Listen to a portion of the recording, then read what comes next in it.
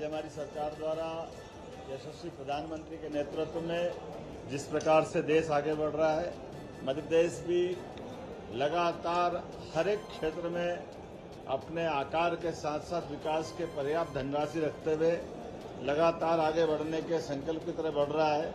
और खास करके माननीय प्रधानमंत्री ने जो 4 शब्द दिए हैं, गरीब, महिला, युवा, किसान, जिसको ज्ञान करके देते थे, इसमें इस वर्ष हमारे वित्त मंत्री द्वारा खास करके आई भी जोड़ा है।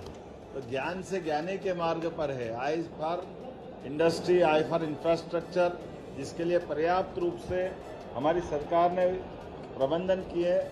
देश के अंदर पहला ये बजट है जो एक तरह से रोलिंग बजट है। रोमिंग बजट के आधार पर हम अपने इस राज्य के अंदर आने वाले 2 वर्ष का भी एक खाका खींच करके इस साल के बजट से अगले साल तक के आजाद ज्वेलरी मध्य प्रदेश का सबसे बड़ा ज्वेलरी शोरूम एवं गोल्ड, डायमंड, सिल्वर का सबसे शानदार कलेक्शन और सबसे कम दाम का वादा, तिली तिराहा, राजघाट रोड, सागर। बजट को जोड़ करके जो हमने विकास का पैमाना बनाया है, अमृतकाल 2047 तक और क्रमशः चरणबद्ध हर 5-5 साल में अपनी राज्य की ग्रोथ लगातार बढ़ती जाए।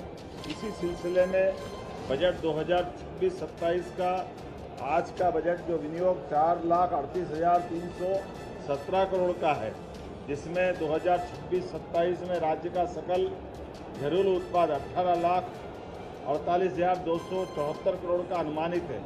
2025-26 में पुनरीक्षित अनुमान जो इसकी वृद्धि है ये 10.69% की वृद्धि है। इसमें प्रति व्यक्ति आय 2024-25 की तुलना में 25-26 में 9% की ग्रोथ हुई है। 2026-27 में पूंजीगत व्यय राज्य के सकल घरेलू उत्पाद का 4.80% अनुमानित है। सकल राज्य घरेलू उत्पाद से राजकोषीय घाटा 3.87%। सामान्यतः ऋण सीमा ये 3% की होती है और हमारे पास इस सीमा के अंतर्गत अतिरिक्त ऋण सीमा 0.87% की है। ऐसे में हम इस दायरे के अंदर राज्य के अंदर पूरे देश के अंदर भारत सरकार की गाइडलाइन के अंदर ही अपने बजट को रख करके आगे बढ़ रहे हैं। ये वर्ष 2026 हमने किसान कल्याण वर्ष के नाते से घोषित किया है। इस नाते से उत्पादन और उत्पादकता के लिए 28,158 करोड़ रुपया, आदान व्यवस्था हेतु 64,995 करोड़ रुपया, उपज के बेहतर मूल्य दिलाने के लिए 8,091 करोड़ रुपया, सुरक्षा चक्र विभिन्न प्रकार के फसल के बीमों के लिए 13,769 करोड़, कुल जमा इस किसान कल्याण वर्ष में कृषि वर्ष के लिए अन्य वित्तीय संसाधन सहित 1,15,013 करोड़ रुपए की धनराशि का प्रबंधन किया है। बहुआयामी गरीबी सूचकांक बजट में राज्य की एक अभिनव और दूरदर्शी पहल है। पूंजीगत व्यय वित्तीय वर्ष 2023-24 में और 24-25 में 25-26 में 30% की ग्रोथ से हमारा राज्य आगे बढ़ रहा है। ये अपने आप में एक बड़ी उपलब्धि है। अधोसंरचना विकास में बजट 26-27 में पूंजीगत व्यय परिव्यय में 1 लाख करोड़ से अधिक है, जो प्रदेश के इतिहास में पहली बार हो रहा है कि हम पूंजीगत व्यय में 1 लाख करोड़ से आगे के इंफ्रास्ट्रक्चर के काम के लिए धनराशि का प्रबंधन रख रहे हैं। हमारा अपना वैसे तो सबको जानकारी है ही, समृद्ध मध्य प्रदेश, संपन्न मध्य प्रदेश, सुखद मध्य प्रदेश और सांस्कृतिक मध्य प्रदेश।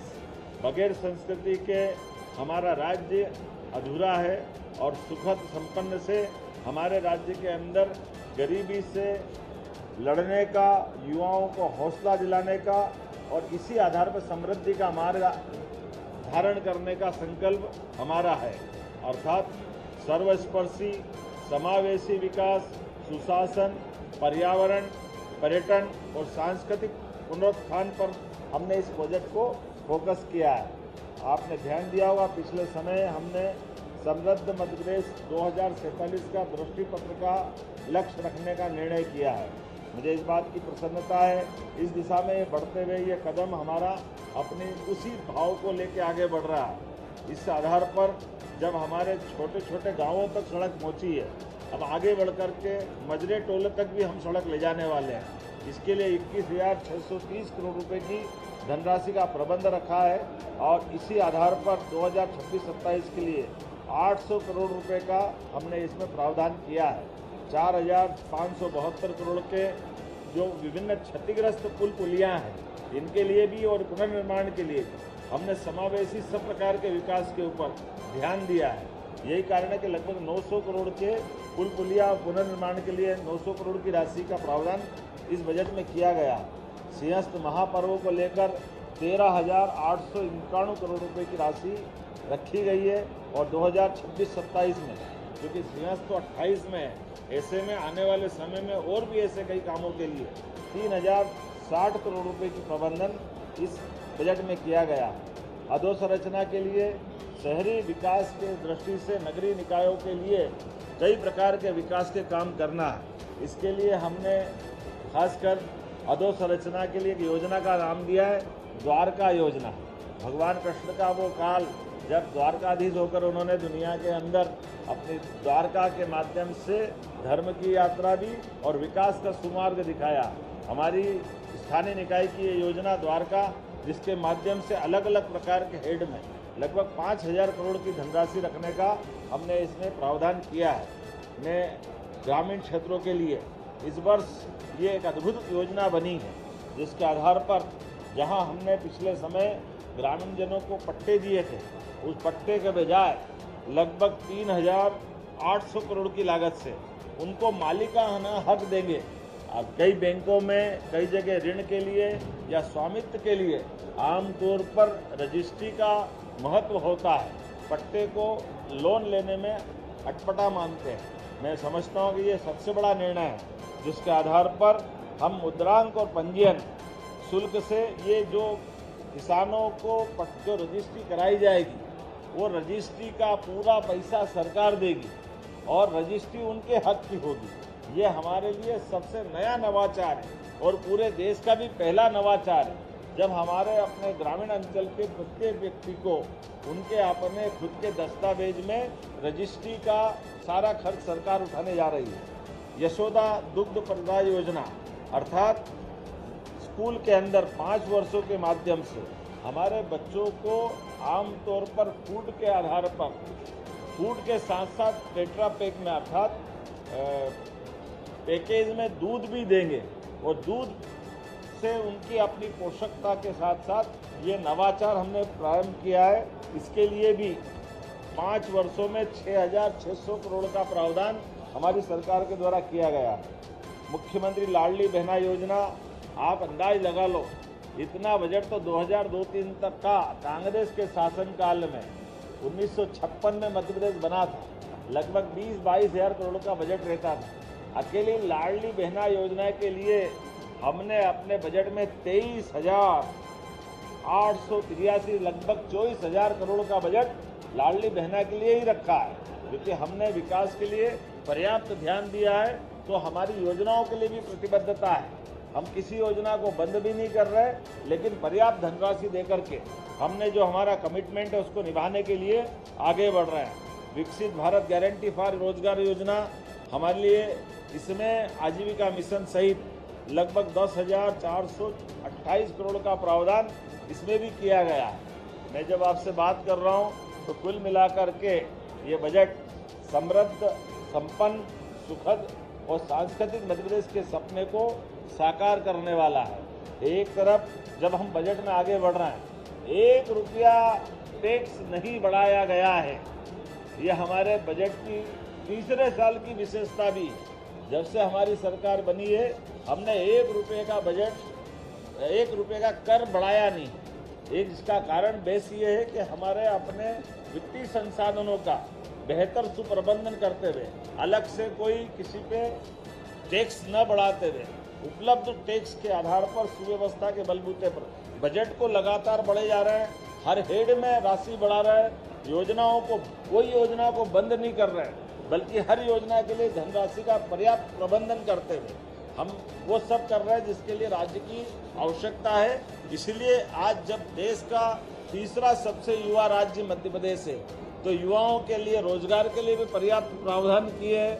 हमारे विकास के सभी पैमानों के लिए एयरपोर्ट से लगा करके नए प्रकार के ग्रीनफील्ड रोड बनाने तक, नए कॉलेज और नई सांदीपनि विद्यालय से लगा करके नए हॉस्पिटलों तक, मेडिकल कॉलेज से लगा करके सभी प्रकार की इंडस्ट्रियों तक, सभी प्रकार के एविएशन के प्रोत्साहन फलस्वरूप हमारा राज्य एकमात्र राज्य है जहां हेली सर्विस के आधार पर भी हम पर्यटकों को अपने से जोड़ करके उनके लिए एयर बीमार है तो एयर एम्बुलेंस और घूमने आए तो उनके लिए हेलीकॉप्टर की सुविधा भी दे रहे हैं।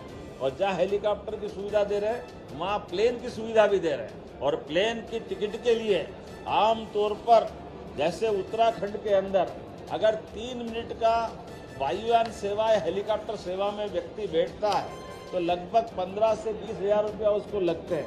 उसके उलट हमारे यहाँ 45 मिनट की यात्रा में हम केवल उससे 1/10 ले रहे हैं, बाकी का सारा पैसा हमारी तरफ से दे रहे हैं। इसी के कारण से हमारे सभी प्रकार की हवाई सेवाओं में सफलतापूर्वक अब तीसरे वर्ष में प्रवेश करते हुए पर्याप्त प्रावधान किया गया। और यही कारण है कि देश के अंदर सबसे ज़्यादा पर्यटकों की संख्या लगभग 13.5 करोड़ से ज़्यादा अगर आई है तो मध्य प्रदेश में आई है। मुझे इस बात की भी प्रसन्नता है, धार्मिक पर्यटन ने भी हमारे अभी तक के सारे रिकॉर्ड तोड़े हैं, जिसके आधार पर देश के अंदर सबसे ज़्यादा पर्यटकों की, धार्मिक पर्यटकों की संख्या भी अब अपने प्रदेश के अंदर आई। इसी के साथ साथ विदेशी पर्यटकों की संख्या भी उल्लेखनीय 1.5 लाख से ऊपर की संख्या में हमारे राज्य के अंदर विदेशी पर्यटक भी आए हैं। लेकिन आने वाले समय में ये इनकी संख्या और बढ़े, इसीलिए टेंट सिटी से लगा करके स्टार और स्टार से लेकर होम स्टे तक सभी प्रकार के क्षेत्र में हम विकास कर रहे हैं। और साथ ही साथ वन्य जीवों के लिए भी हमारे यहाँ वन्य संपदा पर्याप्त रूप से है। मुझे आज की ही आपको जानकारी देते हुए आनंद है, हमारा चीता परिवार और बढ़ रहा है। आज नए चीतकों के नए शावकों का आपने सबने दर्शन किए होंगे। हम सब महसूस कर रहे हैं कि हमारे पास 35 से संख्या बढ़कर 38 हो रही है और 8 वयस्क चीते बोत्सवाना से इसी महीने आने वाले हैं। एक एक करके सभी प्रकार के वन्य प्राणी, और इसी महीने कोशिश कर रहे हैं जंगली भैंसा जो लगभग हमारे यहाँ 100 साल पहले विलुप्त हुआ है, असम से वो भी आने वाला है। पर्याप्त धनराशि का प्रबंधन करते हुए हमने बजट में इस बात का प्रावधान भी किया है कि जब हमारे जंगल में जानवर बढ़ रहे हैं तो जानवरों के साथ सह आवास के आधार पर बफर जोन में जो आवासीय बस्तियां हमारे ग्रामीण अंचल के लोग रहते हैं उनकी सुरक्षा के लिए भी फेंसिंग का पर्याप्त प्रावधान रखा है। एक तरफ हम जनजागृति के काम कर रहे हैं, उनके लिए आकाशवाणी की सुविधा दे करके अगर हाथियों का दल भी आ रहा है तो जंगल में हाथियों के दल के मूवमेंट के आधार पर वनवासियों के साथ हमारे ग्रामीण वासियों को भी सूचना दे करके जंगल के जानवर भी सुरक्षित रहे और मानव भी सुरक्षित रहे। ऐसे कई प्रकार के हम काम कर रहे हैं। उम्मीद कर रहे हैं कि विकास के इस क्रम में लगातार हम आप सब मिल करके यशस्वी प्रधानमंत्री के नेतृत्व में आगे बढ़ते रहेंगे। एक बार फिर वित्त मंत्री, हमारे वित्त विभाग के सभी अधिकारियों ने काफ़ी मेहनत करके अच्छा बजट बनाया है। मैं आपके माध्यम से उनको सबको भी बधाई देता हूँ। रहना की राशि का प्रबंधन किया है और क्रमशः हमने कहा कि 2027 तक जो कमिटमेंट किया है हम निभाएंगे। किसी भी लाडली बहना को राशि से वंचित नहीं होने देंगे और निर्धारित लक्ष्य तक प्राप्त करेंगे।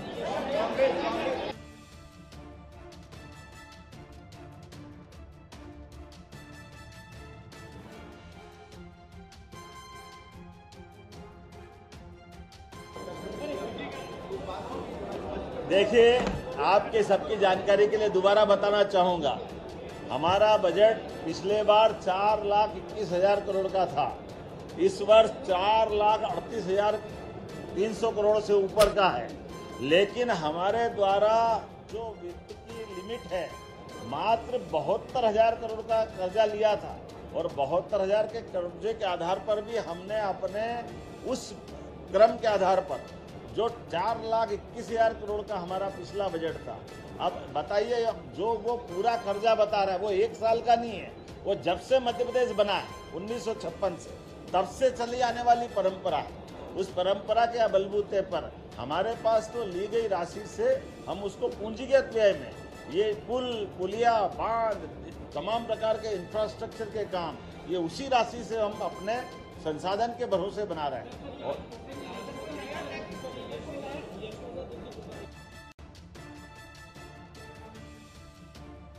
आपको इस बात को हमको कहने में कोई गुरेज नहीं है कि अगर अच्छी योजना है, माँ यशोदा ने अगर कृष्ण कन्हैया को दूध माखन से साथ बड़ा किया तो हम भी ये चाहेंगे ऐसे कृष्ण बलराम स्कूल में दूध पी के हष्ट पुष्ट हो, आनंद आए।